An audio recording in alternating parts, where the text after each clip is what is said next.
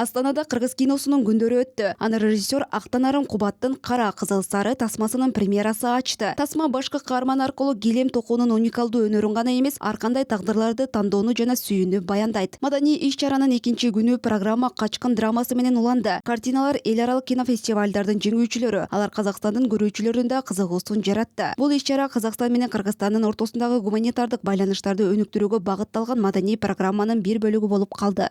В последнее время наши духовно-культурные взаимодействия между Акыркы убакта Кыргыз Республикасы менен Казакстандын ортосундагы руханий маданий байланыштарыбыз күч алууда. Алар кыйла жигердүү жүрүп жатат жана бул чынында эле биздин биримдигибизди, руханий тамырыбызды, казак эли менен кыргыз элинин ортосундагы бир туугандык сезимибизди көрсөтүп турат. Мына ушундай маданий байланыштар бизди өз ара байытып жатат. То есть такие вот культурные связи нас дополнительно взаимообогащают. Мы ежегодно проводим такие дни кино.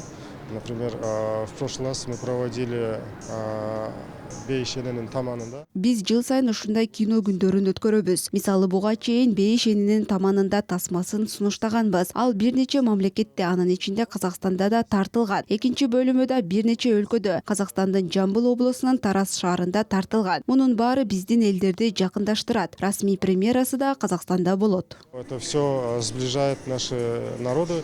И премьера тоже официально также состоится в Казахстане.